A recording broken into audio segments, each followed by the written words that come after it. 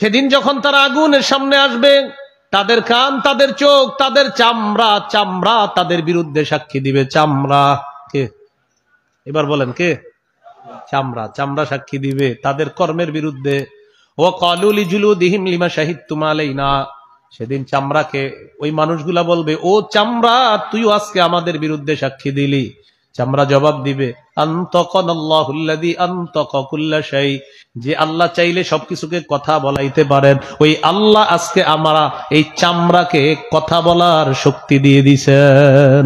আল্লাহ তাআলা বলেন, হে সাহাবীদের দল, নবীর বিবিদের কাছে যখন কিছু চাইবা, পর্দার আড়াল থেকে চাইবা। নূহ নবী দাওয়াত দিয়েছেন, বেশিরভাগ মানুষ দাওয়াত দেওয়ার পর তারা শুধু পলায়ন করছে, কিন্তু নূহ নবী দাওয়াত দেওয়া বন্ধ করে নাই।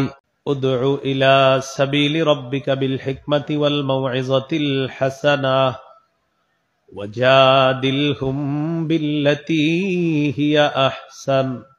নবী আপনি দাওয়াত দেন, আহ্বান করেন, আপনার রবের পথে আহ্বান করেন,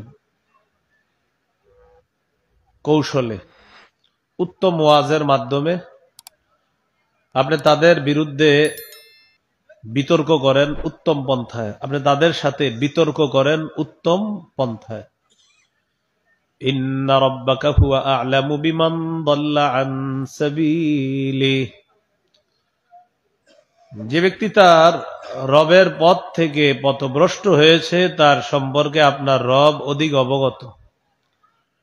ওয়া হুয়া আ'লামু বিল মুহতাদিন, যারা হেদায়েত প্রাপ্ত তাদের সম্পর্কে তিনি অধিক অবগত। কারা পথভ্রষ্ট এটাও আল্লাহ জানেন বেশি, কারা হেদায়েত প্রাপ্ত এটাও সবচেয়ে বেশি জানেন আল্লাহ। এখন একটু বুঝেন, এই আয়াতে আল্লাহ হুকুম করছে দাওয়াত দেন, দাওয়াত, আহ্বান করেন কল্যাণের দিকে। আমি আপনাদেরকে এখন ওয়াজ করতেছি, এটাও একটা দাওয়াত। আর আপনারা এই মাহফিলের জন্য মাইকে প্রচার করছেন, ওই যে প্রচারে, এটা একটা দাওয়াত। আর এই পোস্টারে নাম লিখে, এটাও একটা দাওয়াত। তো দাওয়াত দেওয়ার হুকুমটা কার? আল্লাহর। আহ্বান করেন, ডাকেন। এই যে দাওয়াত, এটার আবিধানিক অর্থ হলো ডাকা, আহ্বান করা। সূরা বানী ইসরাঈলের 52 নম্বর আয়াতে আল্লাহ বলেন, ইয়াউমা ইয়াদউকুম, সেদিন তিনি তোমাদেরকে ডাকবেন, আহ্বান করবেন। সূরা আলী ইমরানের 104 নম্বর আয়াতে আল্লাহ বলেন, ওয়ালতাকুম মিনকুম উম্মাতুন ইয়াদউনা ইলাল খায়র ওয়া ইয়া'মুরুনা বিল মা'রুফি ওয়া ইয়ানহাউনা আনিল মুনকার, তোমাদের মধ্যে একটা দল থাকা উচিত যারা কল্যাণের প্রতি ডাকবে, আহ্বান করবে, যারা সৎ কাজের আদেশ করবে, অসৎ কাজের নিষেধ করবে। দেখেন, এখানে দাওয়াত অর্থ ডাকা, আহ্বান করা। সূরা বাকারার 186 নম্বর আয়াতে আল্লাহ বলেন, উজিবু দাওয়াতাদ দাঈ ইযা দাআন, কোন ব্যক্তি যখন আমাকে ডাকে, আমাকে আহ্বান করে, ডাকা মাত্রই আমি সাথে সাথে তার ডাকে সাড়া দেই। যেই কোনো বিষয়ে আল্লাহকে যখন বলি, আল্লাহ আমার এটা দরকার, আল্লাহুম্মা রযুকনি, আল্লাহ আমার রিজিক দরকার, সাথে সাথে আল্লাহ আহ্বানে সাড়া দেন। আল্লাহুম্মা গফিরলি, আল্লাহ আমাকে আপনি মাফ করেন, আল্লাহ আহ্বানে সাড়া দেন। আল্লাহুম্মা রহমনি, আল্লাহ আমাকে দয়া করেন, আল্লাহ আহ্বানে সাড়া দেন। আল্লাহুম্মা আনসুরনি, আল্লাহ আপনি আমাকে সাহায্য করেন। যেই মাত্র দোয়া করি, আল্লাহ বলেন, উজিবু দাওয়াতাদ দাঈ ইযা দাআন, বান্দা আহ্বানকারী আমাকে ডাকা মাত্রই আমি সাথে সাথে তার ডাকে সাড়া দিই। তো বলছিলাম, দাওয়াত মানে হলো আহ্বান করা, ডাকা। সূরা হামিম আস-সাজদা 33 নম্বর আয়াতে আল্লাহ বলেন, ওয়ামান আহসানু কাওলাম মিম্মান দাআ ইলাল্লাহ ওয়া আমিলা সালিহান ওয়া ক্বালা ইন্নানী মিনাল মুসলিমিন। আল্লাহ তাআলা বলেন ওই ব্যক্তির চাইতে উত্তম কথা আর কার হতে পারে যে ব্যক্তি মানুষকে কল্যাণের প্রতি ডাকে, আহ্বান করে, তার চাইতে উত্তম কথা আর কার কথা হতে পারে। ফজরের নামাজের সময় মসজিদে রওনা করলেন, আপনার বন্ধুর বাড়ির পাশ দিয়ে গেলেন আর বললেন, আব্দুর রহমান চল মসজিদে চল, এই যে আপনি আহ্বান করলেন। আল্লাহ তাআলা বলেন এই ব্যক্তির আহ্বানের চাইতে শ্রেষ্ঠ আহ্বান আর কার আহ্বান হতে পারে? সুবহানাল্লাহ। আপনি ডাকলেন, বাড়ির পাশ দিয়ে গেলেন, ডাকলেন, এই নামাজে চল, ডাক দিলেন, খালি যে ডাকলেন। আল্লাহ বলেন এটা পৃথিবীর শ্রেষ্ঠ আহ্বান। মুয়াজ্জিন সাহেব যখন বলে হাইয়া আলাস সালাহ, হাইয়া আলাল ফালাহ, আম্মা জান আয়েশা সিদ্দিকা রাদিয়াল্লাহু তাআলা আনহা বলেন, মুয়াজ্জিন যখন বলে হাইয়া আলাস সালাহ, হাইয়া আলাল ফালাহ, মুয়াজ্জিনের এই ডাকটা, এই আহ্বানটা পৃথিবীর শ্রেষ্ঠ আহ্বান হয়ে যায়। আসো নামাজের দিকে আসো, কল্যাণের দিকে আসো, আমাদেরকে ডাকে, আসো ডাকে। তো বুঝতে চাইছিলাম আপনাদেরকে, দাওয়াত মানে ডাকা, আহ্বান করা, এই চলো, এটা। তো এই যে আহ্বান করা কল্যাণের দিকে, সত্যের দিকে, এই আহ্বান করার কাজ, দাওয়াতের কাজ আমরা সবাই যেন করতে পারি, আল্লাহ তৌফিক দান করেন। সহিহ বুখারীর বর্ণনা 4487 নম্বর হাদিস। এই হাদিসে আমরা এখন প্রমাণ করব দাওয়াত মানে ডাকা, আহ্বান করা। قال رسول الله صلى الله عليه وسلم يدعى نوح يوم القيامة। নবীজি বলেন নূহ নবীকে কিয়ামতের ময়দানে ডাকা হবে। কি হবে? দাওয়াত মানে ডাকাই দেন, ডাকা হবে। নূহ নবীকে ডাকার পর আল্লাহর পক্ষ থেকে বলা হবে, হাল বাল্লাগতা, ও নূহ পয়গম্বর আপনি আপনার দাওয়াতের কাজ পরিপূর্ণভাবে পৌঁছিয়েছেন কিনা, আপনি দাওয়াতের কাজ সঠিকভাবে জাতির কাছে আপনি তাবলীগ করেছেন কিনা, পৌঁছিয়েছেন কিনা। নূহ নবী জবাব দিবে, আল্লাহ ইন্নী দাউতু কওমি লাইলা ওয়া নাহারা, আল্লাহ আমি আমার জাতিকে দিনের বেলা দাওয়াত দিয়েছি, রাতের বেলা দাওয়াত দিয়েছি। নূহ পয়গম্বর আল্লাহকে বলবে, আল্লাহ এদেরকে আমি দিনেও দাওয়াত দিয়েছি মানে আহ্বান করেছি, রাতেও এদেরকে আহ্বান করেছি। আল্লাহ, নূহ নবী বলেন, ইন্নী কুল্লামা দাআউতুহুম লিতাগফিরা লাহুম জাআলু আসাবিআহুম ফি আযানিহিম ওয়াস্তাগশাউ থিয়াবাহুম। আমি যখনই তাদেরকে দাওয়াত দিয়েছি আল্লাহ যেন তারা তওবা করে আর আপনি তাদেরকে মাফ করে দেন। জালু আসাবিআহুম ফি আযানিহিম, তারা তাদের কানের মধ্যে তাদের আঙ্গুল স্থাপন করেছে যেন আমার দাওয়াতের কথা তাদের কানে না যায়। নাউজুবিল্লাহ। নূহ নবী দাওয়াত দিছে, আহ্বান করছে। তো নূহ আলাইহিস সালাতু ওয়াস সালাম দিনে দাওয়াত দিছে, রাতে দাওয়াত দিছে। ফালাম ইয়াজিদহুম দুআই ইল্লা ফিরারা, আমার দাওয়াত, আমার আহ্বান তাদেরকে খালি দূরে ঠেলে দিস। আমি যতই বলছি আসো কল্যাণের দিকে, তারা খালি পালাইছে।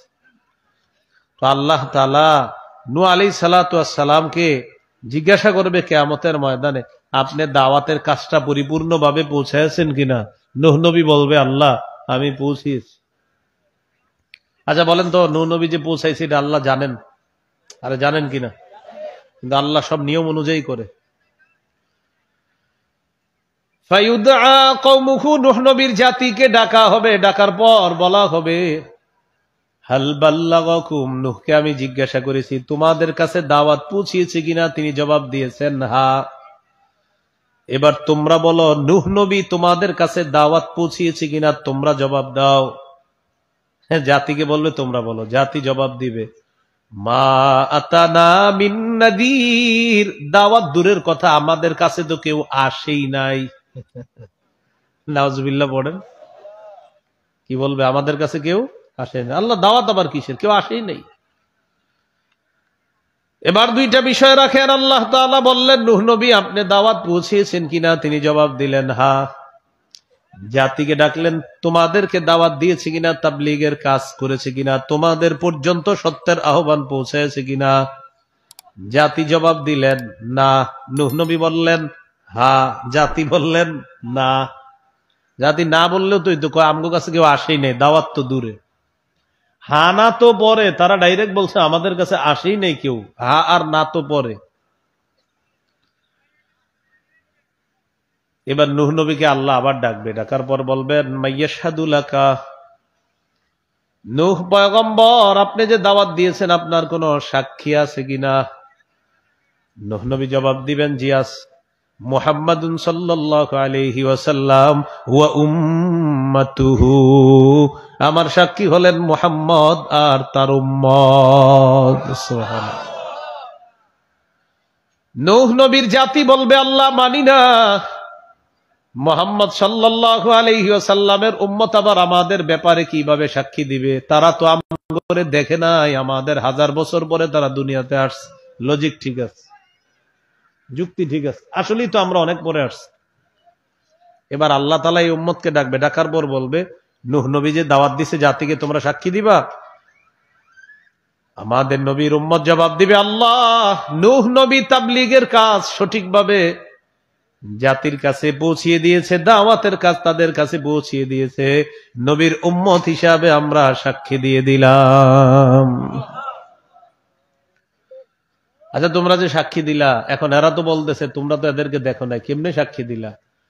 এবার এই উম্মত জবাব দিবে আমাদের নবী আমাদেরকে বলছে, আমরা বিশ্বাস করছি। সুবহানাল্লাহ। আপনি কোরআনের মধ্যে আল্লাহ বলেছেন, কোরআনের সব কথা আপনার, আপনি তো কোরআনের মধ্যে বলেছেন নূহ নবী যে তার জাতিকে 950 বছর দাওয়াত দিছে, এটা আপনি বলছেন, আপনি কোরআনে বলছেন। আপনার নবী কোরআন আমাদের কাছে পৌঁছে দিছে। আল্লাহ কোরআনের মধ্যে আমরা পাওয়ার পর আমরা নিশ্চিত হয়ে গেলাম নূহ নবীর কথা সত্য। এই জন্য কোরআনের আয়াত অনুযায়ী আমরা আজকে নূহ নবীর পক্ষে সাক্ষী দিয়ে দিলাম। এবার এই উম্মতকে বলবে তোমাদের সাক্ষী আছে? উম্মত বলবে হ্যাঁ, আমাদের পক্ষে সাক্ষী দিবেন আমাদের নবী মুহাম্মদ সাল্লাল্লাহু আলাইহি ওয়াসাল্লাম। আমাদের নবী আসবেন, আসার পর আল্লাহকে বলবে আল্লাহ আমার উম্মত যা বলছে আমি নবী তাদের ব্যাপারে সাক্ষী দিয়ে দিলাম। তাহলে নূহ নবীরে ডাকছে, দাওয়াতের কাজ পৌঁছাইছেন? কয় জি। জাতিকে ডাকছে, পৌঁছাইছে? কয় না। সাক্ষী আছে নূহ নবী আপনার? জি। কারা? শেষ নবীর উম্মত।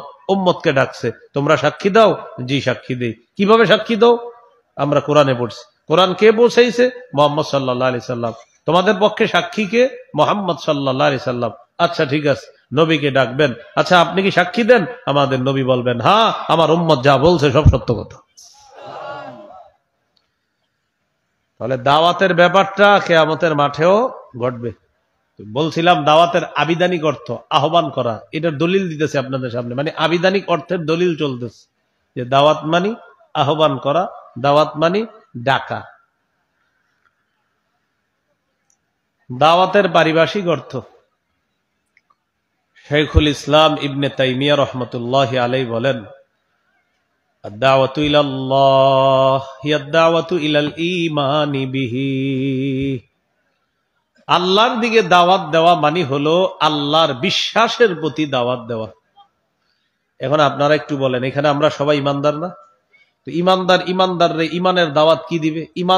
ইমানদারকে ইমানের দাওয়াত দিবে, ইমানদারকে ইমানের দাওয়াত দিবে। বিষয়টা কি? ক্বালা রাসূলুল্লাহ সাল্লাল্লাহু আলাইহি ওয়াসাল্লাম জাদ্দিদু ঈমানাকুম। নবীজি বলেন তোমরা তোমাদের ঈমানকে তাজা করো, তোমাদের ঈমান তোমরা নবায়ন করো। সাহাবীরা বললেন কাইফা নুজাদ্দিদু ঈমানানা ইয়া রাসূলুল্লাহ, হুজুর আমরা আমাদের ঈমান কিভাবে নবায়ন করব, তাজা করব? নবীজি বললেন আকসিরু কওলা লা ইলাহা ইল্লাল্লাহ, বেশি বেশি লা ইলাহা ইল্লাল্লাহর জিকির করবা, তাহলে তোমাদের ঈমান আল্লাহ তাজা করে দিবেন। তাহলে ঈমান তাজা করার উপায় লা ইলাহা ইল্লাল্লাহর আলোচনা বেশি বেশি করা। এখন কথা হলো ঈমান কি জিনিস? ইমানের আবিধানিক অর্থ আত-তাসদীক, বিশ্বাস করা। ইমানের পারিভাষিক অর্থ হিয়া তাসদীক বিমা জাআ বিহি রাসূলুল্লাহ সাল্লাল্লাহু আলাইহি ওয়াসাল্লাম মিন ইনদিল্লাহ ওয়াল ইকরারু বিহি। রাসূলুল্লাহ সাল্লাল্লাহু আলাইহি সাল্লাম আল্লাহর কাছ থেকে যা নিয়ে এসেছেন এটা বিশ্বাস করা এবং এটা স্বীকার করার নাম ঈমান। মুহাদ্দিসিনে কেরাম বলেন 3 জিনিসের নাম ঈমান। প্রিয় ভাইরা, কয় জিনিসের নাম ঈমান? আত-তাসদীকু বিল জিনান ওয়াল ইকরারু বিল লিসান ওয়াল আমালু বিল আরকান। অন্তরে বিশ্বাস করা, মুখে স্বীকার করা, আমলে বাস্তবায়ন করা, এই 3 জিনিসের নাম ঈমান। অন্তরে বিশ্বাস করা, মুখে স্বীকার করা, আমলে বাস্তবায়ন করা, এই 3 জিনিসের নাম ঈমান। এখন একটু নতুন কিছু শিখি, বলেন আমার সাথে বলেন। মৌলিকভাবে 6টি বিশ্বাসের নাম ঈমান। বলেন তো মৌলিক কয় বিশ্বাসের নাম ঈমান? এখন আপনি আজকে দেখে দেখবেন এই 6 বিশ্বাস আপনার পরিপূর্ণ আছে কিনা। না থাকলে কিন্তু ঝামেলা আছেন। সহিহ বুখারীর বর্ণনা 4777 নম্বর হাদিস। জিবরিল আমিন রাসূলুল্লাহ সাল্লাল্লাহু আলাইহি সাল্লামের কাছে আসছে। আসার পর নবীজিকে প্রশ্ন করলেন, মাল ঈমানু ইয়া রাসূলুল্লাহ, ইয়া রাসূলুল্লাহ, ঈমান কি জিনিস আপনার কাছে জানতে চাই। আল্লাহ নবী বললেন, মৌলিকভাবে 6টা বিশ্বাসের নাম হলো ঈমান। কয় বিশ্বাস? 1 নাম্বার আন তুমিনা বিল্লাহ, আল্লাহকে বিশ্বাস করা। 2 নাম্বার ওয়া মালাইকাতিহি, আল্লাহর ফেরেশতাদেরকে বিশ্বাস করা। 3 নাম্বার ও কুতুবিহি, আল্লাহর কিতাব বিশ্বাস করা। 4 নাম্বার ও রুসুলিহি, আল্লাহর রসুলদেরকে বিশ্বাস করা। 5 নাম্বার ও লিকাইহি, আল্লাহর সাথে সাক্ষাৎ ঘটবে এটা বিশ্বাস করা। 6 নাম্বার ও তুমিনা বিল বাসিল আখির, মরণের পর পুনরুত্থান হবে, পরের আরেকটা জগৎ হবে, এই জগৎকে বিশ্বাস করা। এই মৌলিক 6টা বিশ্বাসের নাম হলো ঈমান। 6 বিশ্বাসের নাম ঈমান। 1 নাম্বার আল্লাহকে বিশ্বাস করা, 2 নাম্বার ফেরেশতাদেরকে বিশ্বাস করা, 3 নাম্বার আল্লাহর কিতাব, 4 নাম্বার আল্লাহর রসুল, 5 নাম্বার আল্লাহর সাথে সাক্ষাৎ, 6 নাম্বার মরণের পর পুনরুত্থান, পরের একটা জগৎ আছে, এই জগৎকে বিশ্বাস করা। এই 6 বিশ্বাসের নাম হলো ঈমান। সমাজের মধ্যে এমন লোক আছে যারা আল্লাহ বিশ্বাস করে কিন্তু কবরের আযাব বিশ্বাস করে না। একদল মানুষ আছে, আপনারা যারা মোবাইল চালান, অনলাইনে আসক্ত আছেন যারা, অনলাইনে কিছু গুরু আছে যে গুরুরা আপনারে বুঝাবে, কোরআন গবেষক তারা হাদিস মানে না, তারা আপনারে বুঝাবে যে কবরের আযাব বলতে কিছু নাই। তারা হাদিস মানে না, শুধু কি মানে? কোরআন। তবে এই কোরআনের গবেষকরা গবেষক করতে করতে এখনো 24 নম্বর পাড়ায় আসে নাই। না আসার কারণে কবরের আযাব খুঁজে পায় না। এমনি গবেষণা চালাইতেছে। কয় নাম্বার পাড়ায় এখনো আসে নাই গবেষণা? 24 নাম্বার পাড়ায় যদি আসতো তাহলে কবরের আযাব যে কোরআনেও আছে এই কথা পেয়ে যেত। সূরা গাফির বা সূরা মুমিন আয়াত নাম্বার 46 আল্লাহ বলেন, আন্নারু ইউরাদুনা আলাইহা গুদুওয়া ওয়া আশিয়া। ফেরাউন বাহিনীকে সকাল সন্ধ্যায় আগুনের সামনে পেশ করা হবে। বলেন ফেরাউন বাহিনী এখন আছে কোথায়? কবরের জগতে। কোথায় আছে? না আপনারা যেমনি আসতে বলতেছেন, আচ্ছা ঠিক আছে কবরের জগতে নাই তো কই আছে? কোন আমার কোন বলেন কই আছে? কবরের আযাব যারা বিশ্বাস করে না, সূরা গাফিরের 46 নম্বর আয়াতে আল্লাহ বলেন, আন্নারু ইউরাদুনা আলাইহা গুদুওয়া ওয়া আশিয়া। ফেরাউন বাহিনীকে আল্লাহ তাআলা সকাল সন্ধ্যা আগুনের সামনে পেশ করা হবে। সকাল সন্ধ্যা ফেরাউন বাহিনীকে আগুনের সামনে পেশ করা হবে। ওয়া ইয়াউমা তাকুমুস সাআ, যেদিন কিয়ামত কায়েম হবে সেদিন বলবেন, আদখিলু আলা ফিরআউনা আশাদ্দাল আযাব। ফেরেশতাদেরকে আল্লাহ বলবেন, ফেরাউন বাহিনীকে কঠিন আযাবের মধ্যে প্রবেশ করাও। আযাবের আগ পর্যন্ত কবরের জগতেই সকাল সন্ধ্যা আগুনের সামনে পেশ করা হবে। সেই গজব চলতেছে একটা। আর কিয়ামতের দিন আল্লাহ বলবে ফেরাউন বাহিনীকে কঠিন থেকে কঠিন আযাবে প্রবেশ করাও। তাহলে একটা হলো কঠিন থেকে কঠিন আযাব, আর এর আগে আল্লাহ বলেন আগুনের সামনে প্রতিদিন সকাল সন্ধ্যায় তাদেরকে বেশ করা হবে। তো এখন ফেরাউন বাহিনী যেখানে আছে এটা হলো কবরের জগৎ। তো কোরআন গবেষকরা 24 নম্বর পারা এখনো আসে নাই, এই জন্য কবরের আযাব অস্বীকার করে। আপনারা যারা বিশেষ করে রাত জেগে মোবাইল চালান, এই জাতীয় মানুষগুলো আপনাদেরকে টার্গেট করে বেশি। এরা রাতের বেলা কারা ফেসবুক চালায় এদেরকে তারা টাইনা তাদের দলে ভিড়ানোর চেষ্টা করে, আর আপনারে বুঝাবে এ আন্দাজি হুজুর কথা শুনো না, হাদিস এটা মানতে হবে না, শুধু কোরআন মানলেই হবে। এদের শেষ টার্গেট কি জানেন? আপনারে বেনামাজি বানায় ছাড়বে। এখন কথা, হুজুর বেনামাজি কেন বানাবে? কারণ কোরআনের কোন আয়াতে নাই জোহরের নামাজ 4 রাকাত, কোরআনের কোন আয়াতে নাই ফজর 2 রাকাত, কোরআনের কোন আয়াতে নাই আসর 4 রাকাত, কোরআনের কোন আয়াতে নাই মাগরিব 3 রাকাত, কোরআনের কোন আয়াতে নাই এশার নামাজ 4 রাকাত। এখন কোরআন গবেষক আপনারা একদিন বলবে ভাই নামাজ 4 রাকাত যে পড়তে হবে এটা জরুরি না, আপনারে বুঝাবে। তখন আপনি তো কোরআনের প্রতি আসক্ত, এখন আপনি বলবেন কেন বললেন গুরুজি এটা? তখন গুরুজি বলবে কোরআনের কোন আয়াতে নাই ফজর 2 রাকাত, জোহর 4 রাকাত। তখন বলে হ্যাঁ ঠিকই তো বলছেন, ব্যাস আপনারে বেনামাজি বানানোর চেষ্টা করবে। এই জন্য খুব সতর্ক থাকা। ঈমান মানি মৌলিক 6টা বিশ্বাস: আল্লাহ, ফেরেশতা, কিতাব, রসুল। রসুলদের মধ্যে আমাদের নবীজি আসেনি, বলে না? এখন আমাদের নবীজির কথাগুলা মানা লাগবে কিনা? এখন আমাদের নবীজির কথা যদি না মানেন আপনার ঈমান থাকবে না। এরা কৌশলে রসুলের হাদিস অস্বীকার করানোর চেষ্টা করে।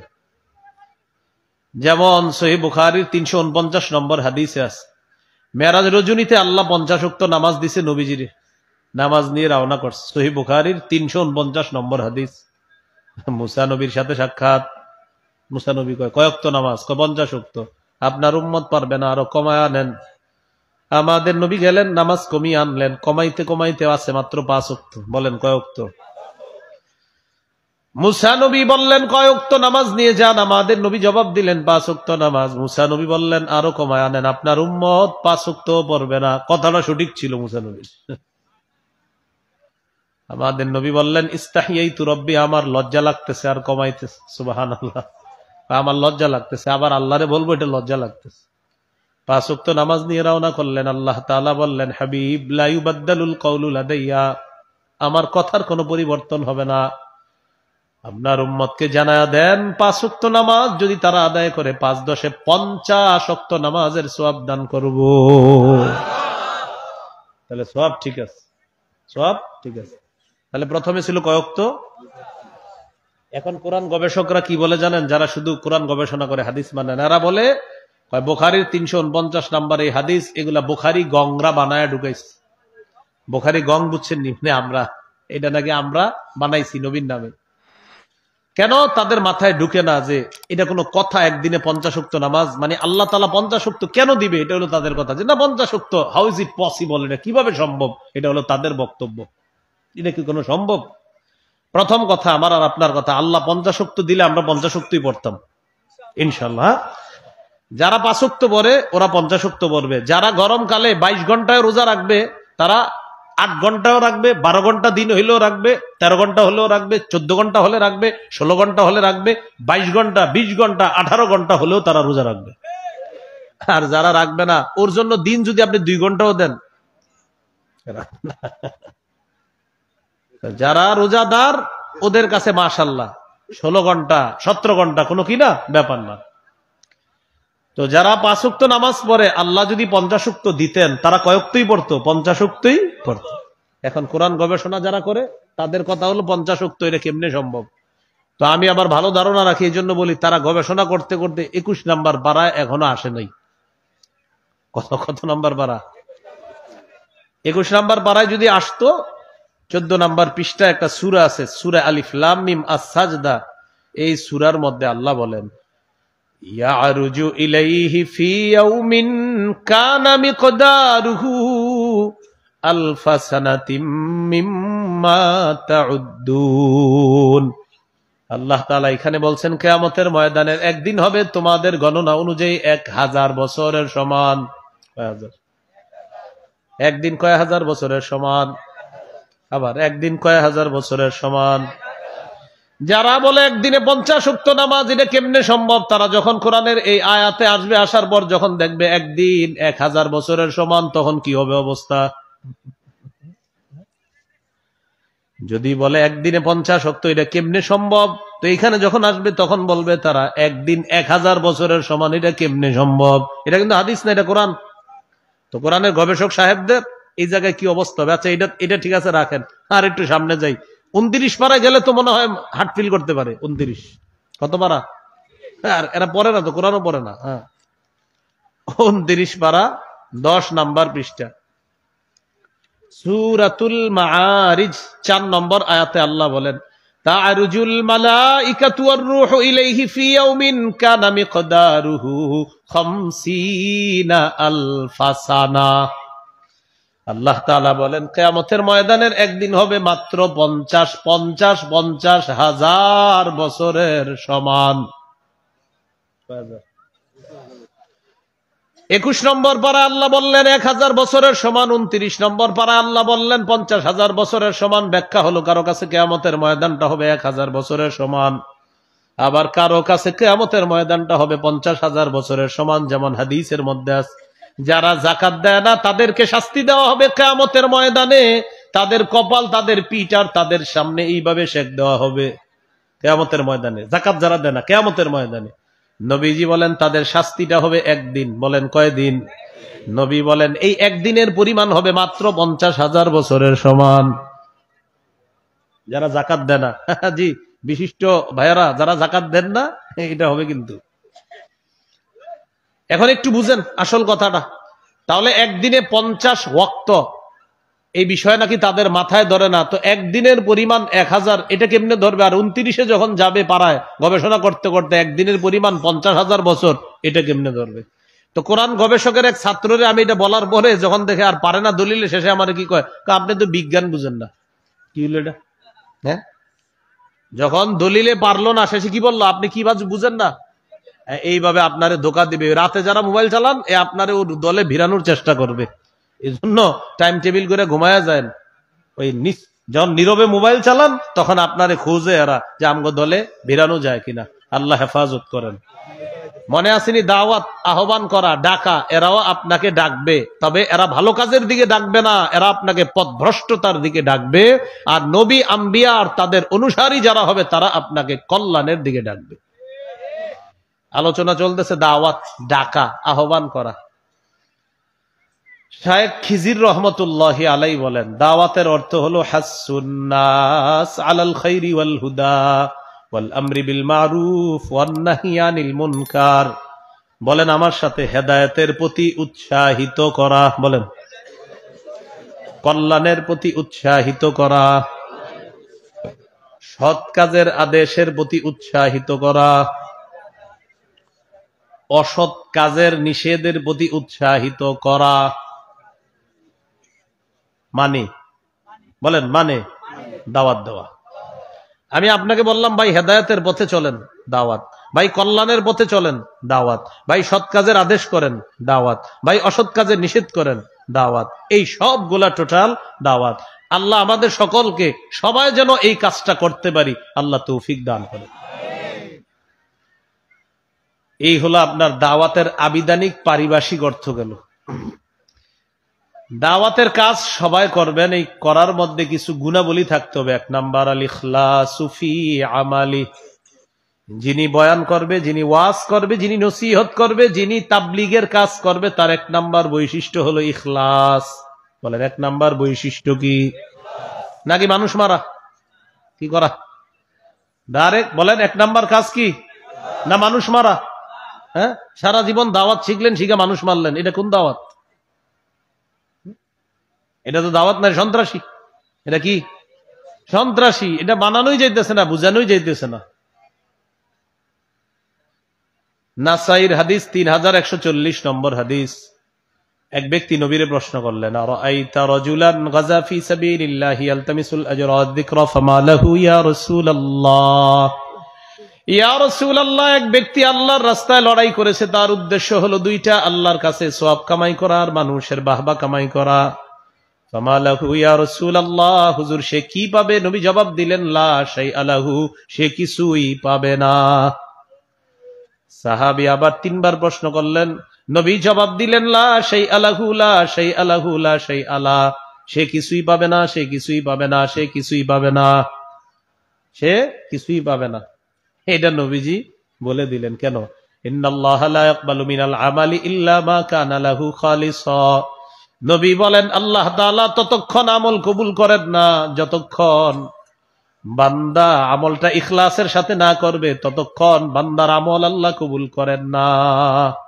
তাহলে দাওয়াত দেওয়ার সময় ইখলাস থাকা। মা বোনদের প্রতি কি দাওয়াত দিবেন? যারা নারী আছে, পর্দার কথার বলা, ঘরে অবস্থান বেশি বেশি করবে এই কথা বলা, তাদের নামাজের শ্রেষ্ঠ জায়গা ঘর, এটা বেশি বলা। সূরা আহজাবের 33 নম্বর আয়াতে আল্লাহ বলেন ওয়াকরনা ফি বুয়ুতিকুন্না ওয়ালা তাবাররাজনা তাবাররুজাল জাহিলিয়াতিল উলা ওয়া আকিমনাস সালাতা ওয়া আতিনাজ যাকাতা ওয়া আতি'নাল্লাহা ওয়া রাসূলা। আল্লাহ তাআলা বলেন নারীদেরকে আপনি হুকুম করেন, আদেশ করেন। এবার দেখেন নারীদেরকে আল্লাহ তাআলা নবীর মাধ্যমে কি দাওয়াত দেয়। নবী আপনি বলে দেন ওয়াকরনা ফি বুয়ুতিকুন্না, নারীরা তোমরা ঘরে অবস্থান করবা, ওয়ালা তাবাররাজনা তাবাররুজাল জাহিলিয়াতিল উলা, জাহিলি যুগের নারীদের মতো তোমরা রাস্তায় বের হবা না। আয়াতের ব্যাখ্যায় মুফাসসিরিনে কেরাম বলেন জাহিলি যুগে কিছু নারী এমন পোশাক পরে রাস্তায় বের হতো যে পোশাকের কারণে তাদের শরীরের বিভিন্ন অঙ্গ প্রত্যঙ্গ প্রকাশ পেয়ে যাইত। এখন আপনারা বলেন এই জামানায় মুসলমানের মেয়ে সন্তান পরিচয় দেওয়ার পরেও আটো সাটো খাড়ো এমন পোশাক, পাতলা পোশাক মুসলমানের মেয়ে পরে, এই জাতীয় মুসলমান বাংলাদেশে না থাকলেও পৃথিবীতে আছে না নাই? বাংলাদেশে আছে আসলে। তো আল্লাহ বললেন জাহিলি যুগের মতো বের হবা না। এখন দেখেন এখানে দুইটা বিষয়, ঘরে থাকো এটা সৎ কাজের আদেশ, জাহিলি যুগের মতো বের হবা না এটা অসৎ কাজের নিষেধ। আবার বুঝেন, ঘরে থাকো সৎ কাজের আদেশ, ঘর থেকে জাহিলি যুগের মতো বের হবা না অসৎ কাজের নিষেধ। সহিহ মুসলিমের বর্ণনা ক্বালা রাসূলুল্লাহ সাল্লাল্লাহু আলাইহি ওয়াসাল্লাম সিনফান মিন আহলিন নার লাম আরাহুমা। নবীজি বলেন দুই শ্রেণীর জাহান্নামী যাদেরকে আমি দেখি নাই, তবে অচিরেই তোমরা তাদেরকে দেখবা। দুই শ্রেণীর জাহান্নামী যাদেরকে আমি দেখি নাই তোমরা দেখবা। এক নাম্বার রিজালুন, এমন একদল মানুষ মাআহুম সিয়াতুন কাআজনাবিল বাকর ইয়াদরিবুনা বিহান নাস। নবীজি বলেন কওমুন মাআহুম সিয়াতুন কাআজনাবিল বাকর ইয়াদরিবুনা বিহান নাস, একদল মানুষ তাদের সাথে গরুর লেজের মতো চাবুক থাকবে, লাঠি থাকবে, এগুলা দিয়ে মানুষের উপর অত্যাচার করবে, জুলুম করবে, নির্যাতন করবে, আর বাসায় গিয়ে স্ত্রীকে বলবে আজকে একটারে মাইরেছি ইচ্ছা মতো, এরকম বলবে। নবীজি বলেন এরা জাহান্নামী। দুই নাম্বার ওয়ানিসাউন কাসিয়াত আরিয়াতুন মাইলাতুন মুমিলাত। নবী বলেন দুই নাম্বার এমন নারী, যেই নারীরা পোশাক পরার পরেও উলঙ্গ। বলেন পোশাক পরার পরেও, বলেন পোশাক পরার পরেও, এটা আবার কেমন কথা? পোশাক পরার পরে আবার উলঙ্গ হয় কেন?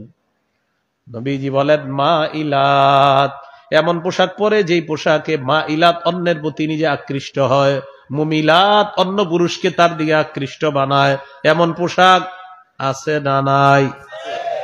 নবীজি বলেন রুউসুহুন্না কাসনিমাতিল বুখতিল মাইলা, এই নারীদের চুলগুলা ওটের কুজের মতো হেলে পড়ে থাকে। বিউটি পার্লার নামে একটা জগৎ আছে, এই জগতের মধ্য থেকে বের হওয়ার পর আগে ছিল মানুষ, সেখান থেকে যে কি হয়ে বের হয় সেটা আপনি বুঝবেন। তো এই যে আপনার যে কাজগুলা করে এটার মধ্যে কিছু কাজ হয়, চুলে কালার করা হয় যেটা অন্যায়, দাঁত আঁকা বাঁকা এখানে ঝামেলা করে এটাও অন্যায়, এরপরে আপনার ভ্রু খুলা, ভ্রু কুঞ্চিত, ভ্রু প্লাক ইত্যাদি বলা হয়, এটাও অন্যায়। রাসূলুল্লাহ সাল্লাল্লাহু আলাইহি সাল্লাম এদেরকে অভিশাপ করেছেন। লাআনা রাসূলুল্লাহ সাল্লাল্লাহু আলাইহি ওয়াসাল্লাম আল ওয়াশিমাত ওয়াল মুস্তাওশিমাত, যেই নারী ভ্রু উঠায় আর যেই নারী অন্যের ভ্রু উঠায় দেয়, উভয়ের উপর নবীর অভিশাপ। উভয়ের উপর কি নবীজির অভিশাপ। এখন বলেন এই বিউটি পার্লারের নাম শুনছেন আপনারা কোনোদিনও? আচ্ছা আছে তো, আমিও জানি। তো এখন এই যে এই বিষয়গুলা, এখান থেকে আপনার ভ্রু ইয়ে করাটা এটা নিষেধ। তো জাহিলি যুগের মতো চলাচল করতে এটা নিষেধ করা, এটা নাহি আনিল মুনকার, অসৎ কাজ থেকে নিষেধ করা। আর তাদেরকে বলা সুন্দর পোশাকে যদি বের হতে হয় তারা সুন্দর পোশাকে বের হবে, এটা হলো আমর বিল মারুফ, সৎ কাজের আদেশ করা। আর যে তোমরা খারাপ পোশাকে বের হবা না, এই খারাপ পোশাক পরা নিষেধ তোমাদের জন্য, এটা হলো অসৎ কাজ থেকে নিষেধ করা। তো এটা নারীদের প্রতি এই দাওয়াত, এটা কিন্তু আপনাদের কর্তব্য এই দাওয়াতটা দেওয়া। এই যে তোরা যুব সমাজ আর গ্রামবাসী মাহফিল করছেন, যুব সমাজ মাহফিল করছেন, আপনাদের এটা মাশাআল্লাহ ভালো কাজ। এই যুবকদেরও দায়িত্ব কর্তব্য, যদি তাদের এলাকায় দেখে যে কোনো নারী এমন ভাবে চলাফেরা করে যে যার কারণে অন্য যুবকদের চরিত্র নষ্ট হওয়ার সম্ভাবনা, তো তাদের কর্তব্য ওলামায়ে কেরামের মাধ্যমে কিভাবে এই জাতীয় অশ্লীলতা থেকে সমাজকে রক্ষা করা যায় এই চেষ্টা ফিকির করা, এটা তাদের দায়িত্ব কর্তব্য। বুঝে আসছেনি কথাটা? এখন কথা হলো এই কাজটা করতে হবে ইখলাসের সাথে। বলেন কিসের সাথে? শুধু আল্লাহরে খুশি করা, এই জন্যই করতে হবে। তো বলছিলাম নারীদের পর্দা। এখন আবার নতুন কাহিনী, হুজুরে চিঠি লেখা পাঠায়, হুজুর চেহারা কি ঢাকতে হবে? হ্যাঁ, মনে করেন আমারই লেখা পাঠাইলেন যে চেহারা কি ঢাকতে হবে। এটা কে লেখা পাঠায় জানেন? যিনি ঢাকে না, মানে যিনি চেহারা ঢাকে না উনি এটা লেখা পাঠায়, মানে উদ্দেশ্য হইলে উনি ঢাকবে না। সূরা আহজাব আল্লাহ তাআলা বলেন, وَإِذَا سَأَلْتُمُوهُنَّ مَتَاعًا فَاسْأَلُوهُنَّ مِنْ وَرَاءِ حِجَابٍ। সূরা আহজাবের 53 নম্বর আয়াতে আল্লাহ বলেন, وَإِذَا سَأَلْتُمُوهُنَّ مَتَاعًا فَاسْأَلُوهُنَّ مِنْ وَرَاءِ حِجَابٍ। আল্লাহ তাআলা বলেন, হে সাহাবীদের দল, নবীর বিবিদের কাছে যখন কিছু চাইবা পর্দার আড়াল থেকে চাইবা। নবীর বিবিদের কাছে যখন কিছু চাইবা কোত্থেকে চাইবা? সবাই বলেন। তাহলে পর্দার এই পাশে সাহাবীরা, ও পাশে থাকবে আম্মা জানরা। এখন আপনাদের কি মনে হয় আম্মা জানরা ভিতরে আর চেহারাটা বাইরে রাখছে?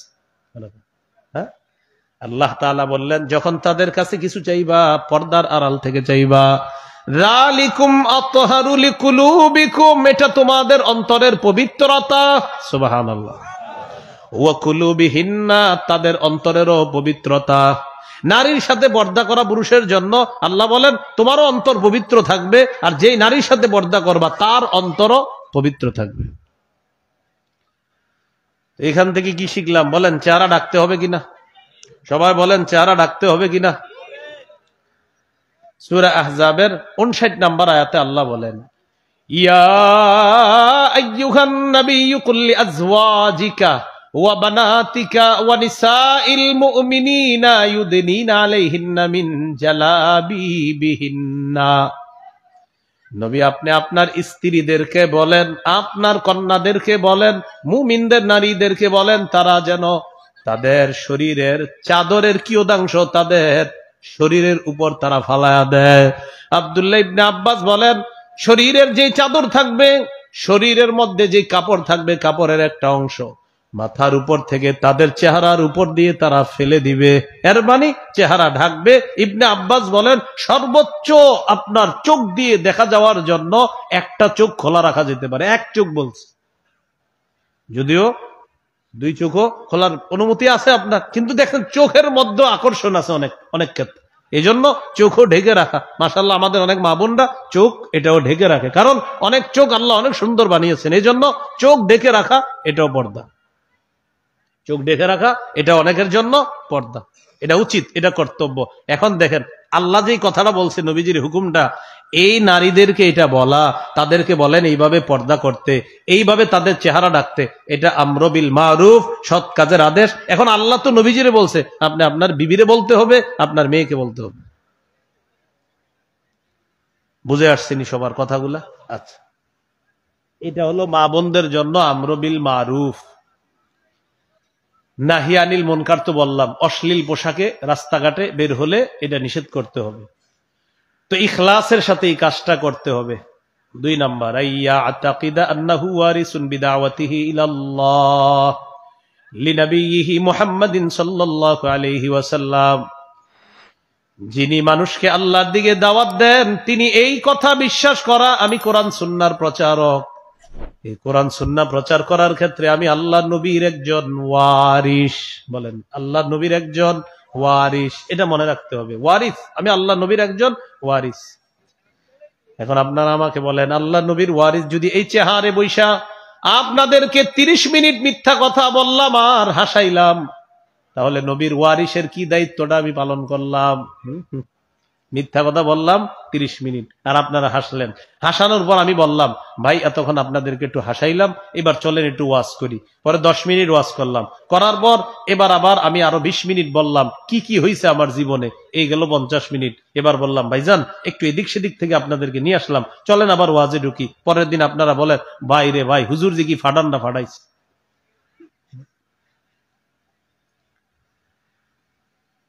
এখানে আপনারা যতজন মানুষ আছেন, আমি যদি 1 মিনিট ওয়াজ করে চলে যাইতাম, 1 মিনিট, এই 1 মিনিট ওয়াজের হিসাবটা কিভাবে আল্লাহর কাছে দেওয়া লাগতো জানেন? আপনারা এই মুহূর্তে যতজন আমার বয়ান দাঁড়ায়া বৈশা মন দিয়ে শুনতেছেন, প্রত্যেক ধরে নেন 500 জন লোক যদি বসা আর দাঁড়ায়া আশেপাশের সবাই মিলে হন, 1 মিনিট করে 500 মিনিটের হিসাব, শুধু 1 মিনিট ওয়াজের হিসাব হবে আমার 500 মিনিট। কারণ 500 জন শুনছেন, এই 500 জনের 1 মিনিট করে হিসাব আল্লাহর কাছে দিতে হবে যে আমার 500 বান্দা তোমার বয়ান 1 মিনিট শুনছিল, কি বলছিল একটু বলো তো। আল্লাহর কাছে হিসাব দিতে হবে।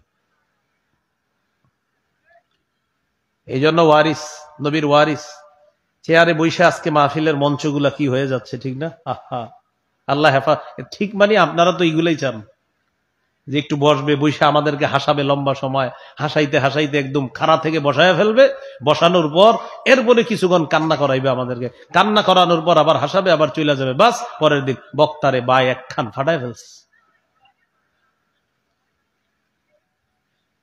রাসূলুল্লাহ সাল্লাল্লাহু আলাইহি সাল্লাম বলেন, তিরমিজির 2616 নম্বর হাদিস, বেশিরভাগ মানুষের মাথাটা নিচে, পা উপরের দিকে দিয়ে হেঁচড়াইতে হেঁচড়াইতে জাহান্নামে নিক্ষেপ করা হবে, শুধু জিহ্বার অপরাধের কারণে, এটা দিয়ে মিথ্যা বলার কারণে, এটা দিয়ে অন্যায় কথা বলার কারণে, এটা দিয়ে গাছ গল্প আজায়রা মিথ্যা কথা জাতিকে শোনানোর কারণে সে জাহান্নামে যাবে।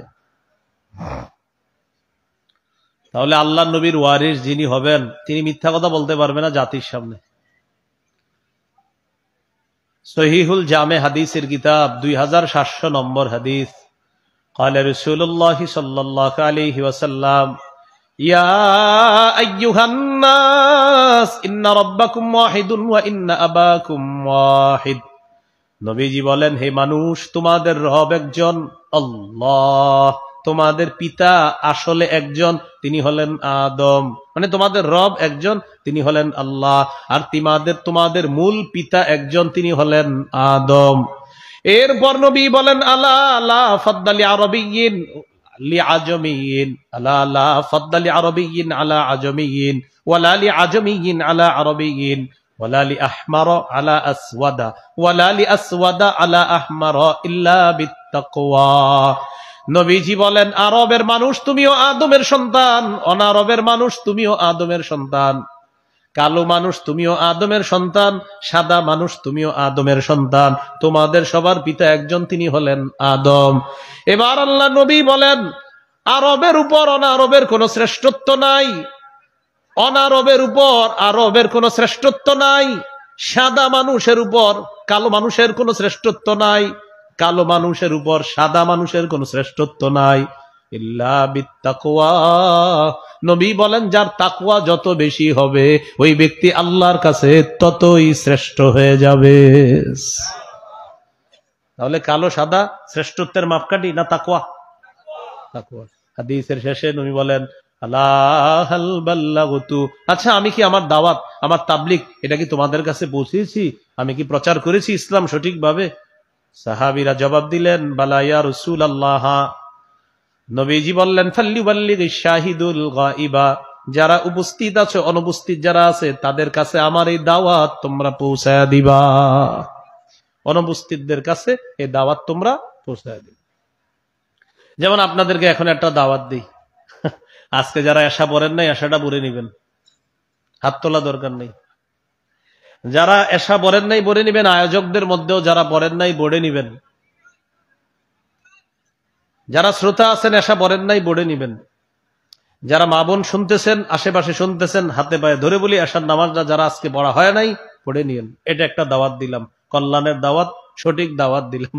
সহিহ বুখারীর 530 নম্বর হাদিসের বর্ণনা। ইমাম জুহরি রহমতুল্লাহি আলাইহি বলেন, দাখালতু আলা আনাস ইবনে মালিক রাদিয়াল্লাহু তাআলা আন বিদিমাশ। আমি দামেশকে গেলাম সাহাবী আনাস রাদিয়াল্লাহু তাআলা আনহুর সাথে সাক্ষাৎ করার জন্য। দামেশকে যাওয়ার পর তাকায় দেখি আল্লাহ নবীর সাহাবী আনাস ওয়া হুয়া ইয়াবকি, বসে বসে কান্না করতেছে। সাহাবী আনাস কান্না করে।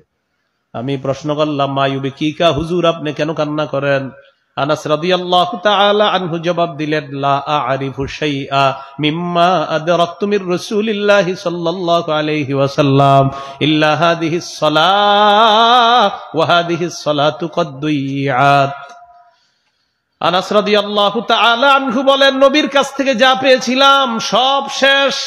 নাউজুবিল্লাহ বলেন, যা পেয়েছিলাম কিছুই নাই, একটা খালি আসিল নামাজ। কি ছিল? আনাস রাদিয়াল্লাহু তাআলা আনহু বলেন, নবীর কাছ থেকে যা যা পেয়েছিলাম একটা জিনিস ছিল নামাজ। ইদানিং দেখি মানুষ নামাজও নষ্ট করে দিচ্ছে। হযরত আনাস বলেন, ইদানিং নামাজটাও শেষ করে দিচ্ছে মানুষ। নবীর কাছ থেকে যা যা পাইছিলাম কিছুই নাই, খালি নামাজটা ছিল। এই নামাজটাও দেখি মানুষ এখন ঠিক মতো পড়ে না। ১৫০০ বছর আগে হযরত আনাস বললেন যে মানুষ এখন নামাজও ঠিক মতো পড়ে না। ওই যুগে কিন্তু মানুষ ঠিক মতো নামাজ পড়তো না, সংখ্যা সামান্য কিছু মানুষ হয়তো নামাজ পড়তো না। জালেম বাদশারাও নামাজ তো পড়তো, তাহাজ্জুদের নামাজও পড়তো। হযরত আনাস ওই যুগে কাঁদতেছে কেন? আহারে মানুষ নামাজ পড়ে না, এই জন্য কান্না করি। ওই যুগে উনি কাঁদতেছে, আমগরে দেখলে মনে চোখ দিয়ে রক্ত বেরিত। ওই যুগে তো নামাজ ছাড়ার সংখ্যা বেশি ছিল না, আপনার কিছু মানুষ হয়তো পড়তো না, এই জন্য উনি কাঁদতেছে। আমাদের এখনকার হালাত কি? ফজরের সময় তো দেখবেন। তাহলে ভাই, এই যে নামাজের দাওয়াতটা দিলাম, এটা একটা দাওয়াত, এটা একটা আহ্বান, এটা শ্রেষ্ঠ আহ্বান। আজকে এখান থেকে যাওয়ার সময় একজন আরেকজনে বলবেন, ভাই আগামীকাল ফজর দুইজন একসাথে পড়বো, এটা একটা আহ্বান, এটা শ্রেষ্ঠ আহ্বান। আপনার এই আহ্বানের সওয়াব আল্লাহ আপনাকে দান করুন। তাহলে 2 নাম্বার গুণ হলো আমি আল্লাহ নবীর কথাগুলা সঠিকভাবে পৌঁছাবো, এটা 2 নাম্বার বৈশিষ্ট্য হবে। 3 নাম্বার, অবিচল ভাবে সত্যের কথা আর একজনকে বলতে হবে, অবিচল।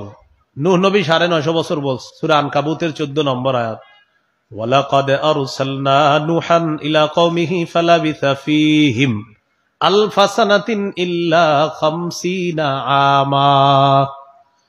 50 বছর কম, 1000 বছর নূহ নবী তার জাতির মাঝে অবস্থান করেছিলেন। আমি নূহ নবীকে তার জাতির কাছে প্রেরণ করলাম, তিনি তাদের মাঝে অবস্থান করেছেন 950 বছর। 50 বছর কম, 1000 বছর। নূহ নবী দাওয়াত দিয়েছেন, বেশিরভাগ মানুষ দাওয়াত দেওয়ার পর তারা শুধু পলায়ন করছে, কিন্তু নূহ নবী দাওয়াত দেওয়া বন্ধ করে নাই।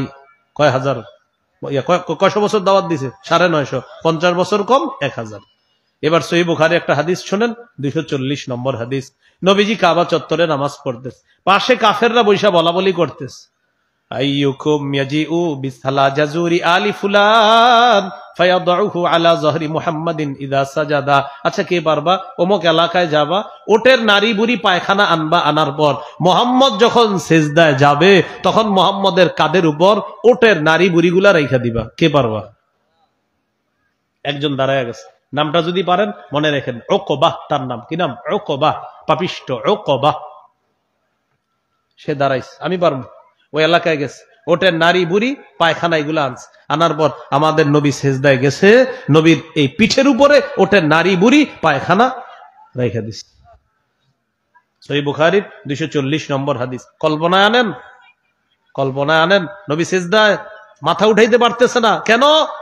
নারী বুড়ি পায়খানা নবীর পিঠের উপর, এই জন্য মাথা উঠাইতে পারতেছে না। এই নামাজ প্রতিষ্ঠিত করার জন্য কি পরিমাণ কষ্ট করতেছে। আব্দুল্লাহ ইবনে মাসউদ রাদিয়াল্লাহু তাআলা আনহু বলেন, পাশে বৈশা কাফেররা হাসাহাসি করতেছে, দেখো দেখো মোহাম্মদ রে কেমন দেখা যায়। হাদিসে আসছে, ইউহিলু বাদুহুম আলা বাদিন, হাসতে হাসতে একজন আরেকজনের উপর পইরা যাইতেছে।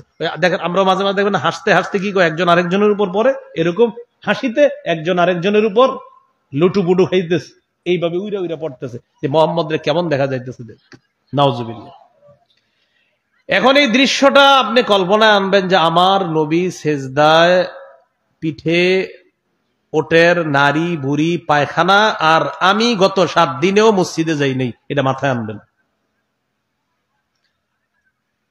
যে আমি কত হয়ে গেল এমন, বছরের পর বছর আমি নামাজের পর নামাজ আমি কাজা করতেছি, আমার কোনো আফসুস নাই, আমার কোনো হতাশা নাই, আমি এত পরিমাণ নামাজ ছেড়ে দিচ্ছি, ভাব সাবে মনে হয় যে নামাজ ছাড়া এটা কোনো ব্যাপারই না।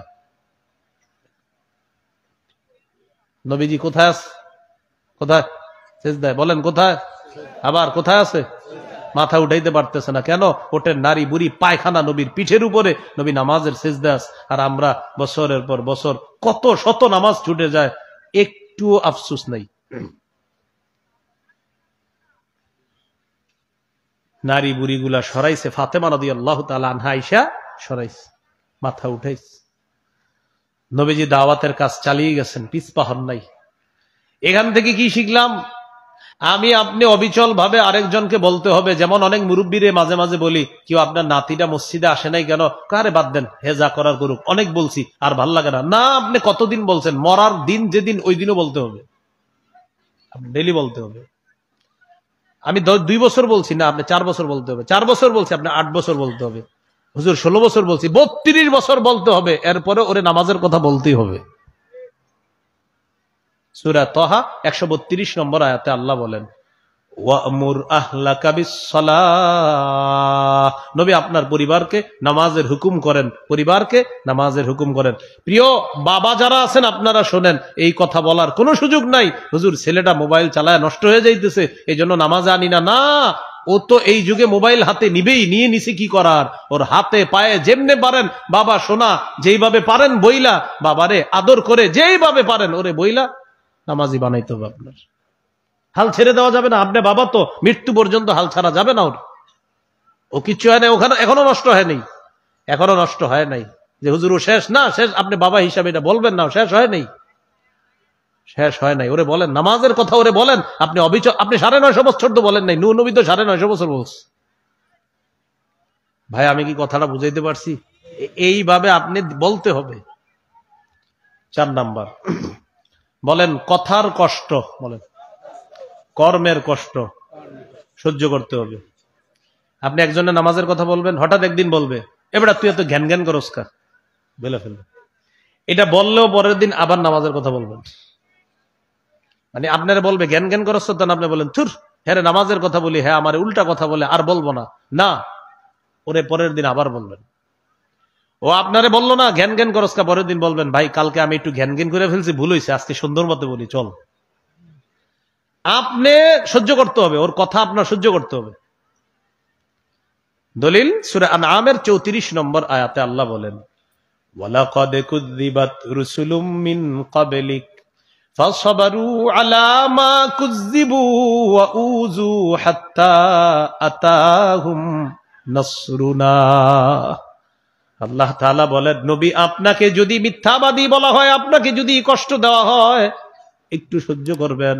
আপনার পূর্বের রাসূলদেরকে মিথ্যাবাদী বলা হয়েছে, কষ্ট দেওয়া হয়েছে, তারা ধৈর্য ধারণ করেছে, এক পর্যায়ে আমার সাহায্য চলে আসছে, আপনার কাছেও আমার সাহায্য আসবে।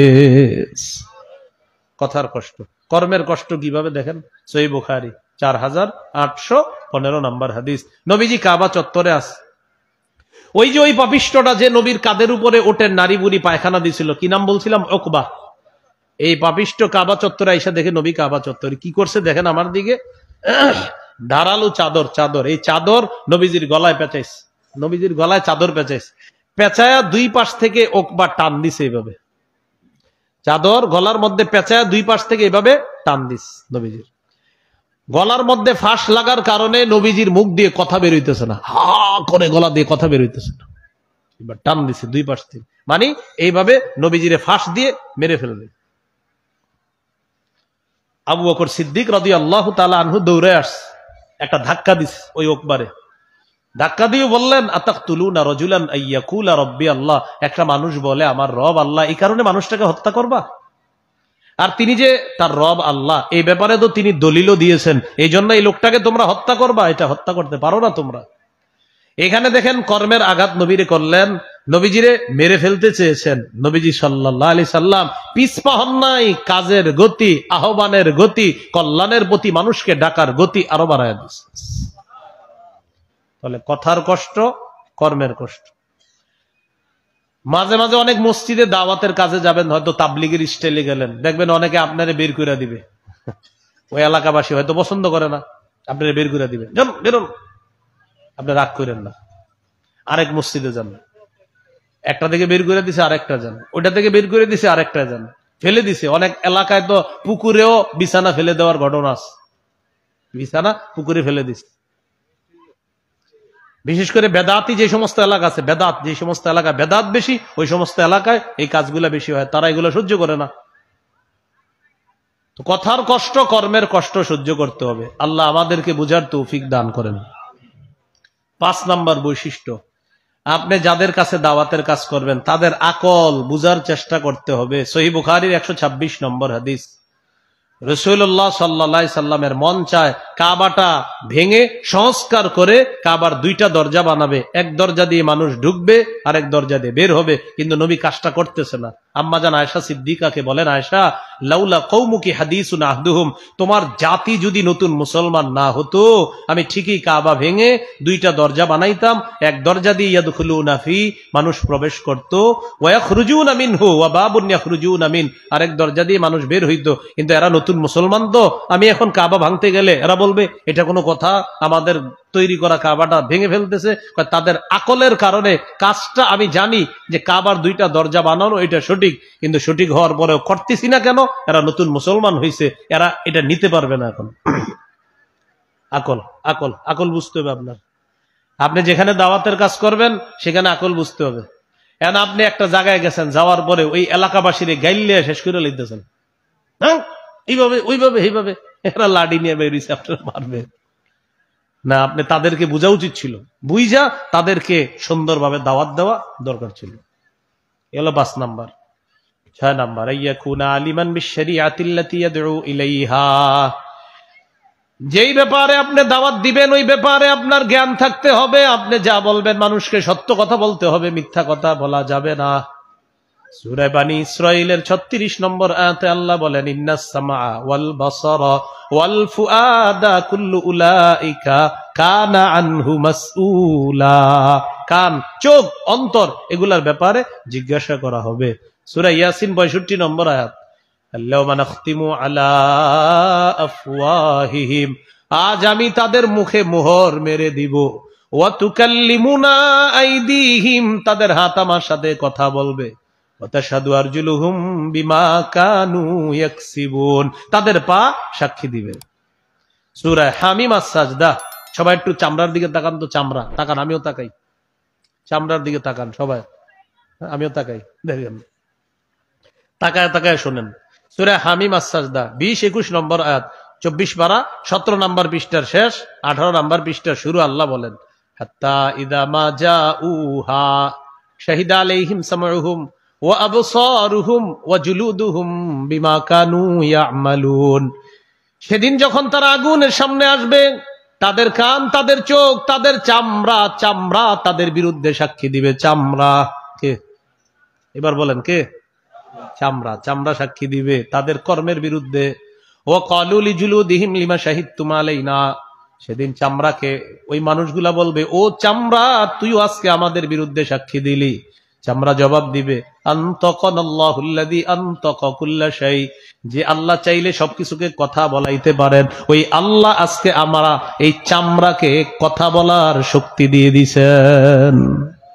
কে কথা বলবে বলেন সবাই, কে? জি, চামড়ার দিকে তাকাবেন, এই চামড়া কথা বলবে আপনার বিরুদ্ধে।